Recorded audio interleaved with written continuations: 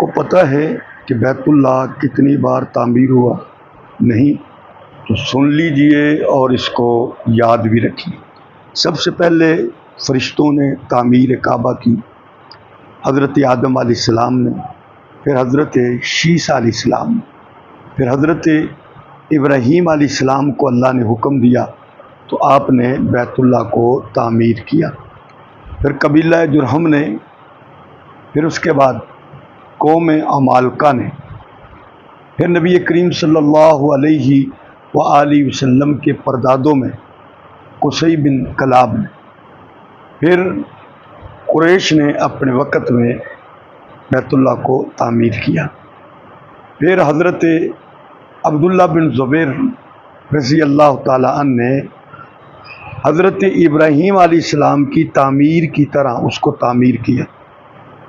کہ حضرت ابراہیم علیہ السلام نے 2 دروازے رکھے تھے، داخل ہونے کا اور نکلنے کا۔ قریش نے ایک دروازہ بنا دیا تھا اور اس کو بھی اونچا کر دیا کہ ہماری اجازت کے بغیر کوئی اندر داخل نہ ہو، تو حضرت عبداللہ بن زبیر نے تعمیر ابراہیمی کے مطابق بیت اللہ کو تعمیر کیا۔ حضرت عبداللہ بن زبیر کی شہادت کے بعد حجاج بن یوسف نے بیت اللہ کو دوبارہ شہید کیا اور اس کو قریش کے طرز پر ہی دوبارہ تعمیر کر دیا، اونچا اور ایک دروازے والا۔ اور اس کے بعد تقریباً 1040 ہجری میں جب سیلاب آیا اور بیت اللہ کی بنیادوں کو اور دیواروں کو نقصان پہنچا تو سلطان مراد خان عثمانی نے بیت اللہ کو دوبارہ تعمیر کیا،